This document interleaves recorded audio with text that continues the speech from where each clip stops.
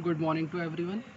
Last video explanation में हमने हमारा टॉपिक स्टार्ट किया था boiling and boiling points of liquid, यानी कि द्रवों का क्वथन तथा क्वथनांक।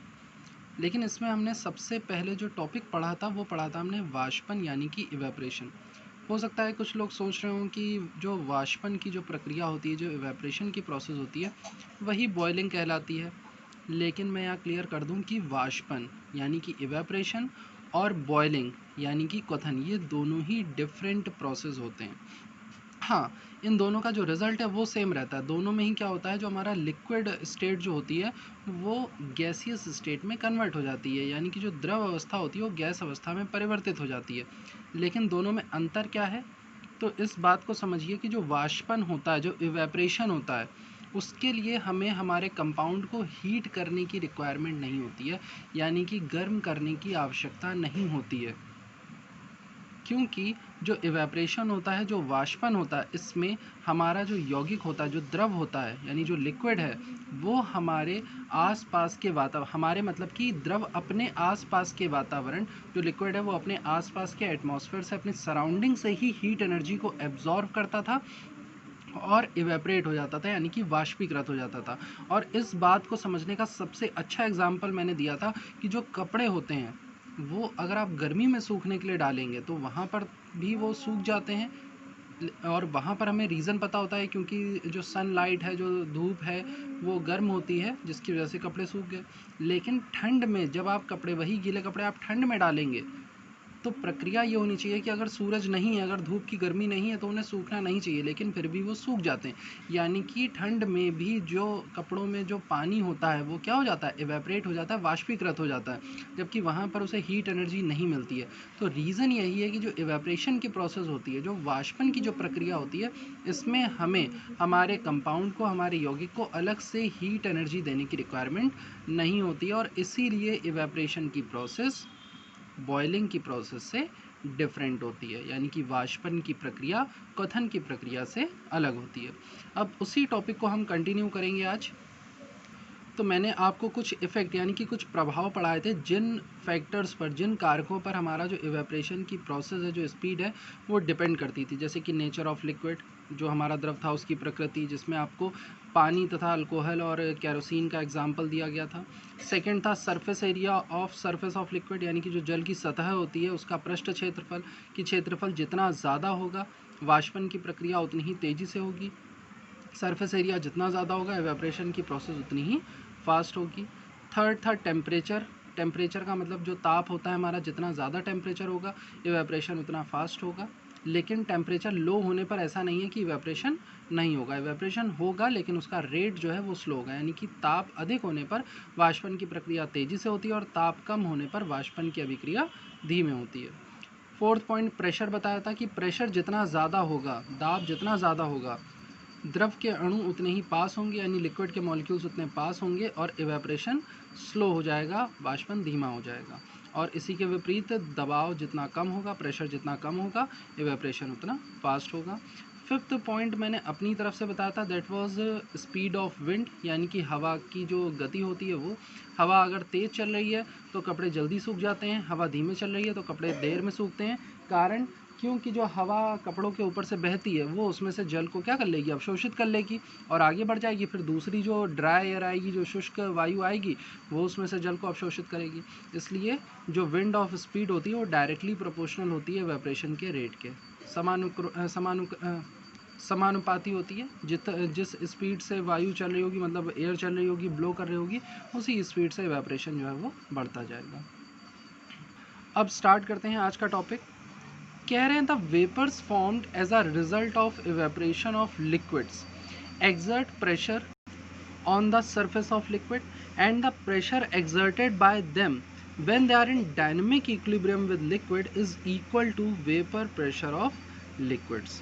मतलब क्या है इसका, मतलब है कि जब हमारा जो लिक्विड होता है वो जब वेपर स्टेट में कन्वर्ट हो रहा होता है, जो उसमें वेपर्स फॉर्म होती हैं, जो वाष्प बनती है इवेपरेशन की वजह से, यानी वाष्पन की वजह से, वो क्या करती है, वो एक प्रेशर लगाती है लिक्विड की सरफेस पर, यानी कि जो हमारे द्रव की जो सतह होगी उस पर जो हमारी वाष्प है वो क्या लगाएगी, एक दबाव डालेगी, एक प्रेशर एक्सर्ट करेगी। और वो प्रेशर जो होगा वो लिक्विड के द्वारा डाले जाने वाले प्रेशर के क्या होता है, इक्वल होता है। यानी कि जितना प्रेशर लिक्विड के पार्टिकल्स, द्रव के जो कण होंगे वो वाष्प के कणों पर डाल रहे होंगे, ठीक उतना ही जो दाब है वो आपके वाष्प के कण जो है वो द्रव के कणों पर डालते हैं। और ये जो प्रक्रिया है वो हमारी प्रारंभ हो जाती है और हमारे जो द्रव है वो वाष्पीकृत होना स्टार्ट हो जाता है। जो हमारा लिक्विड है उसके मॉलिक्यूल जितना प्रेशर एक्सर्ट करेंगे हमारे वेपर स्टेट के पार्टिकल्स पर, उतना ही प्रेशर एक्सर्ट किया जाएगा वेपर प्रेशर के पार्टिकल्स से लिक्विड पार्टिकल्स पर, और जो हमारी वेपरेशन की जो प्रोसेस है वो चलती रहती है। बट कह रहे हैं when vapor pressure of a liquid becomes equal to atmospheric pressure, liquid starts to boil and this process is called boiling of liquid। लेकिन जैसे ही भाई अभी तक तो दोनों प्रेशर इक्वल थे, वेपर प्रेशर जो था वो हमारा लिक्विड प्रेशर के इक्वल था, लेकिन कह रहे हैं जैसे ही ये वेपर प्रेशर किसके इक्वल हो जाएगा, आपके एटमॉस्फेरिक प्रेशर के इक्वल हो जाए, यानी कि आपके वातावरण का जो दाब है, जिसे हम एटीएम से डिनोट करते हैं एटमॉस्फेरिक प्रेशर को, हिंदी में इसे हम क्या कह सकते हैं कि जब किसी द्रव का वाष्प दाब वायुमंडलीय दाब के बराबर हो जाता है तो वह द्रव क्या होने लगता है, उबलने लगता है, और तथा यह क्रिया द्रव का क्वथन कहलाती। मतलब अब जो है इवेपरेशन की प्रोसेस नहीं होगी, इवेपरेशन की प्रोसेस तब तक होती है जब तक जो आपका वेपर प्रेशर है वो लिक्विड प्रेशर के इक्वल रहता है, यानी कि जो आपका वाष्प का जो दबाव था वो आपके द्रव के दबाव के इक्वल था। लेकिन जैसे ही आपका जो वेपर प्रेशर है, जो आपका वाष्प का दबाव है वो आपके एटमॉस्फेरिक प्रेशर के इक्वल हो जाता है, आपके वायुमंडलीय दाब के इक्वल हो जाता है, वैसे ही आपका जो लिक्विड है, जो द्रव है वो क्या होना स्टार्ट कर देता है, बॉयल होना स्टार्ट हो जाता है। और इस प्रोसेस को ही बॉइलिंग कहा जाता है, यानी क्वथन कहा जाता है। और जिस टेम्परेचर पर भी, जिस ताप पर भी जो आपके लिक्विड का वेपर प्रेशर था वो एटमॉस्फेरिक प्रेशर के इक्वल हुआ, आपके द्रव का जो वाष्प दाब था वो वायुमंडलीय दाब के बराबर हुआ, उस ताप को ही क्वथनांक यानी कि बॉइलिंग पॉइंट कहा जाता है। The temperature at which vapour pressure of a liquid becomes equal to 1 atmospheric pressure is called boiling point of liquid, and that is why boiling point of a liquid is characteristic constant। जो आपका boiling point होता है वो हर द्रव के लिए एक निश्चित मान होता है।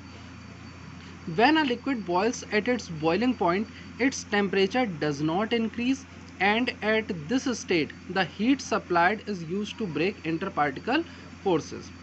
कह रहे हैं जब हम अपने लिक्विड को बॉईल करते हैं, जो हमारे द्रव को उबाला जाता है, मतलब गर्म किया जाता है, तो उस कंडीशन में जो टेम्परेचर है लिक्विड का वो तब तक नहीं बदलता जब तक बॉइलिंग की प्रोसेस जो है स्टार्ट ना हो जाए।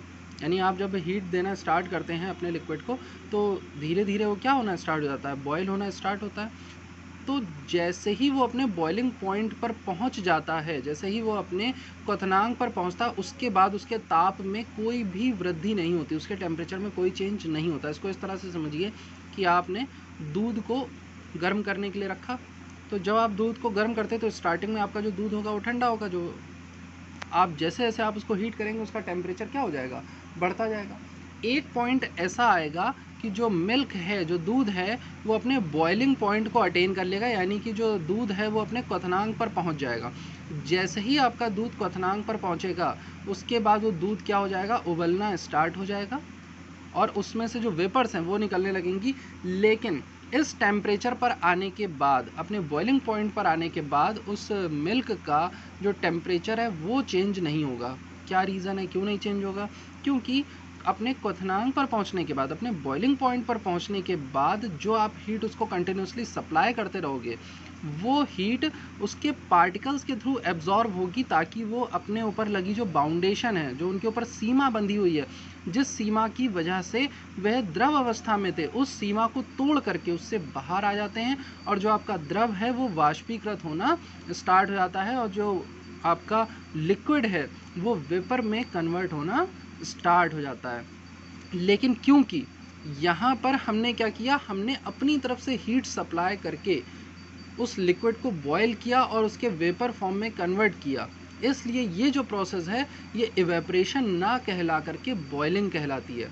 मतलब कि क्योंकि इस प्रक्रिया में हम अपनी तरफ से ऊष्मा या ऊर्जा प्रदान करके क्या कर रहे हैं, हमारे द्रव को वाष्पीकृत कर उसे वाष्प में परिवर्तित कर रहे हैं, उसे गैस में परिवर्तित कर रहे हैं। इसलिए यह प्रक्रिया वाष्पीकरण ना कहला करके क्या कहलाती है, क्वथन कहलाती है। और जिस ताप पर भी कोई भी हमारा जो द्रव होता है वो वाष्पीकृत होकर के वाष्प में कन्वर्ट होता है, परिवर्तित होता है, उस तापमान को, उस टेम्परेचर को बॉइलिंग पॉइंट यानी क्वथनांक कहा जाता है। और ये बात हमेशा याद रखेंगे कि बॉइलिंग पॉइंट पर पहुंचने के बाद यानी कि क्वथनांक पर पहुंचने के बाद जो आपका लिक्विड होता है, जो आपका द्रव होता है, उसमें जो वाष्प बन रही होती है, जो वेपर्स फॉर्म हो रही होती है, उनका प्रेशर आपके एटमॉस्फेरिक प्रेशर के इक्वल हो जाता है, जिसकी वजह से आपका जो लिक्विड है वो बॉयल होना स्टार्ट हो जाता है। जबकि इवेपरेशन के केस में वही जो प्रेशर है, वो जो वेपर प्रेशर है, जो वाष्प दाब है, वो आपके द्रव की सतह पर लग रहा होता है, लेकिन वो वायुमंडलीय दाब एटमॉस्फेरिक प्रेशर के इक्वल नहीं होता है।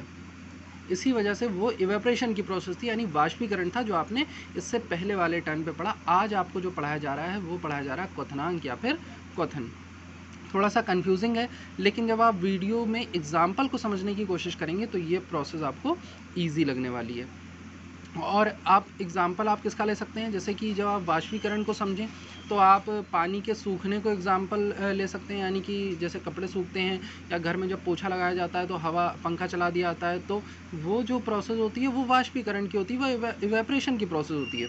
वहीं पर जब आप कोई चीज़ बॉयल करते हैं, जैसे दूध को उबालने की जो प्रोसेस है, क्योंकि ये हमारे डेली लाइफ के एग्जाम्पल है तो इन्हें हम बेहतर तरीके से समझ सकते हैं।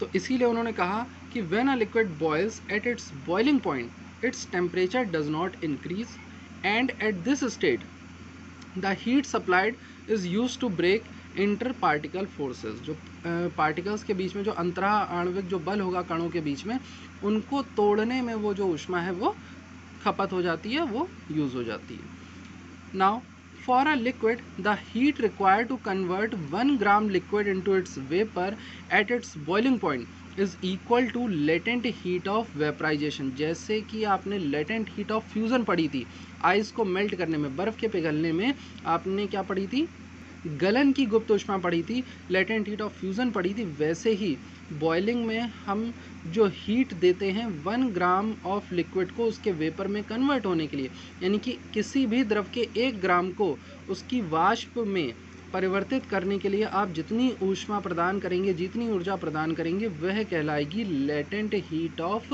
वेपराइजेशन, यानी कि वाष्पन की गुप्त ऊष्मा। इसी टॉपिक को मैं हिंदी में एक्सप्लेन कर देता हूँ।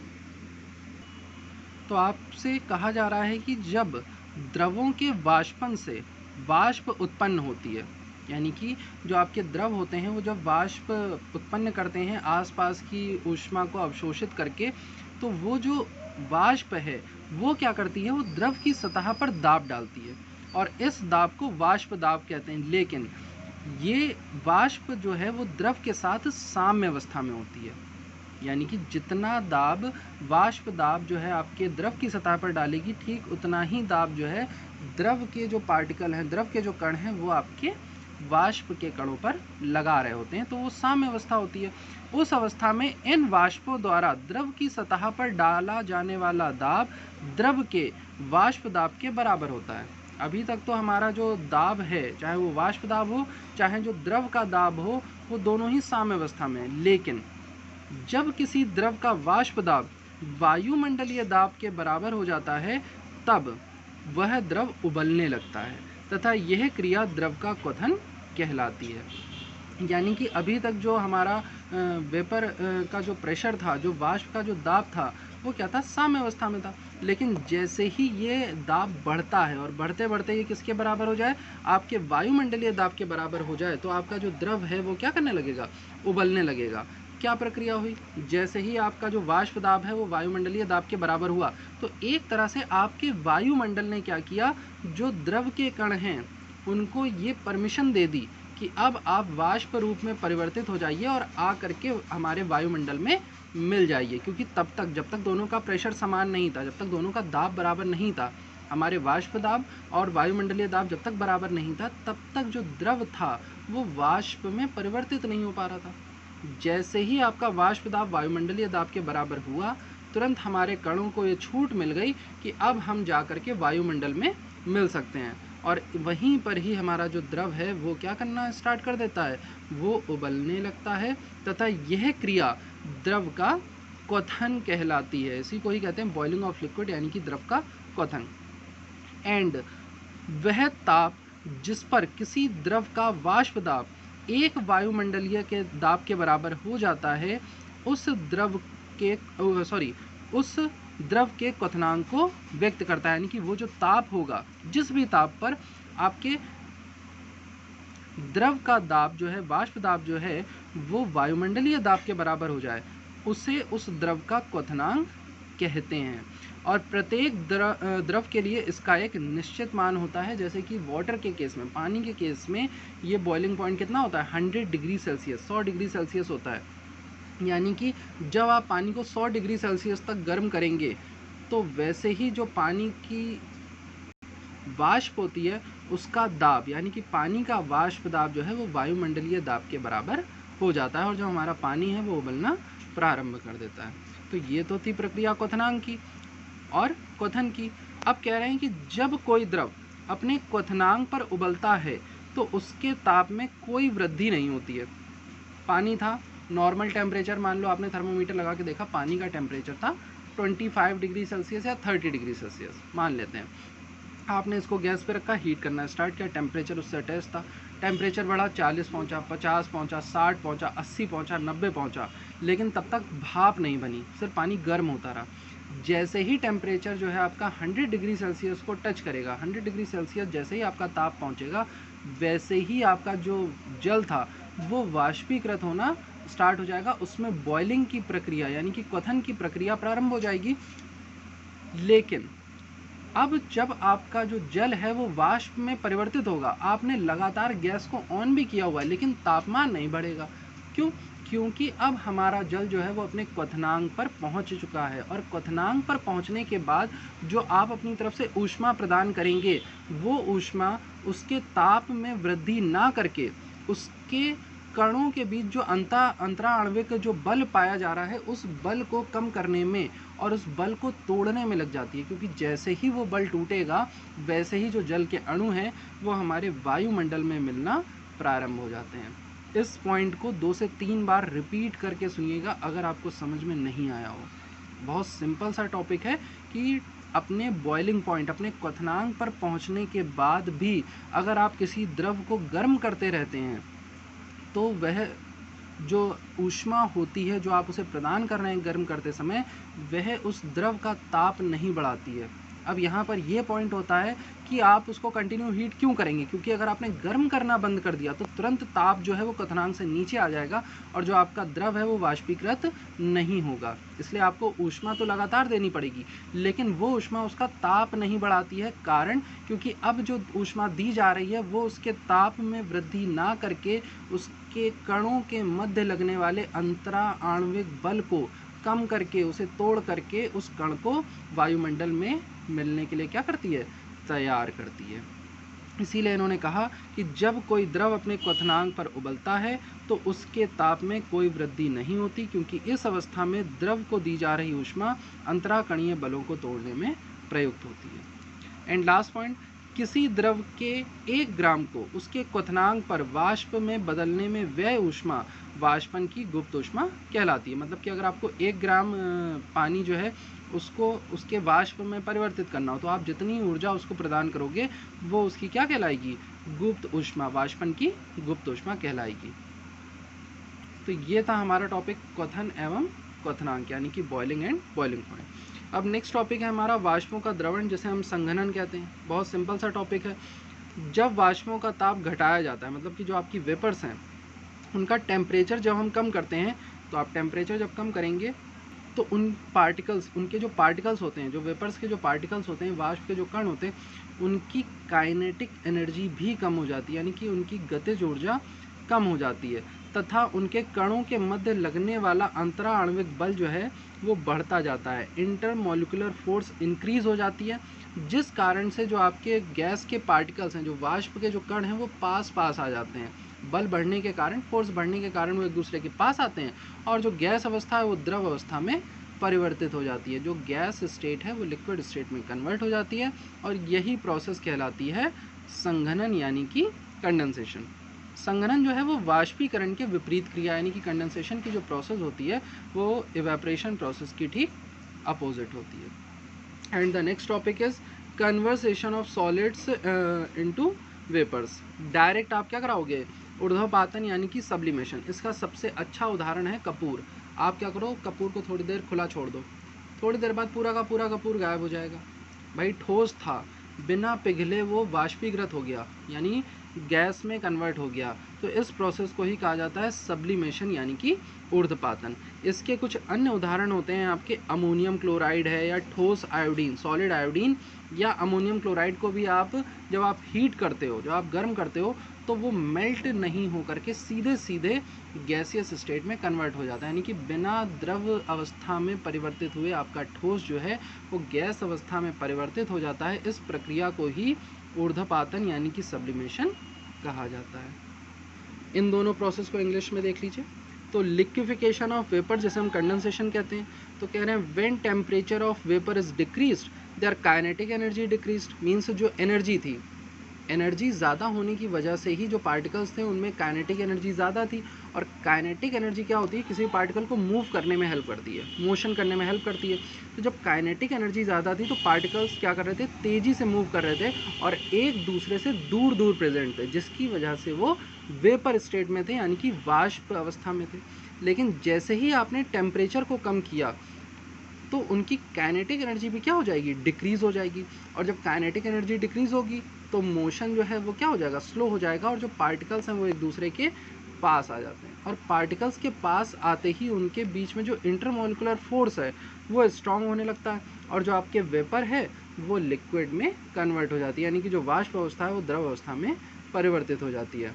यही प्रक्रिया, यही प्रोसेस कहलाती है कंडेंसेशन, जिसमें जो वेपर मॉलिक्यूल्स हैं वो लिक्विड मॉलिक्यूल्स में कन्वर्ट हो जाते हैं। कंडेंसेशन की जो प्रोसेस होती है वो एवेपोरेशन की प्रोसेस का अपोजिट होती है। And last one is conversion of solid into vapours, यानी कि यहाँ पर जो सॉलिड स्टेट है वो बिना लिक्विड स्टेट में कन्वर्ट हुए सीधे सीधे गैसियस स्टेट में कन्वर्ट हो जाती है। जैसे कि कैम्फर, इसका सबसे अच्छा एग्जांपल है कपूर यानी कैम्फर, जिसको आप जब गर्म करते हैं, कपूर जब भी जलाया जाता है तो वो पिघलता नहीं है अगर शुद्ध कपूर होगा तो, यानी कि प्योर कैम्फर होना चाहिए। आजकल मार्केट में जो कैम्फर होते हैं वो इतने ज़्यादा प्योर नहीं होते, उनमें जो है मिश्रण होता है, मिलावट होती है। इस वजह से जो कपूर है वो जब आप जलाओगे तो हो सकता है कि वो पिघले, थोड़ा सा इधर उधर वो भागे, लिक्विड स्टेट में आए। लेकिन जो प्योर कैम्फर होता है वो कभी भी जलाने पर जो है लिक्विड स्टेट में कन्वर्ट नहीं होता, सीधे गैसियस स्टेट में कन्वर्ट हो जाता है। या इसमें आप क्या कर दो, कपूर को बाहर खुला थोड़ी देर के लिए छोड़ दो तो अपने आप ही वो जो है सॉलिड स्टेट से डायरेक्ट वेपर स्टेट में कन्वर्ट हो जाएगा। और इसके और जो एग्जांपल हैं वो हैं अमोनियम क्लोराइड, सॉलिड और या फिर सॉलिड आयोडीन। ये तीनों जो होते हैं सॉलिड स्टेट में होते हैं, लेकिन हीट करने पर without conversion into liquid state they will direct convert into gaseous state. This was your today's topic. If you are facing any problem related to explanation of any point, then ask it and clear your doubt and see video explanation again and again. Okay class, thank you.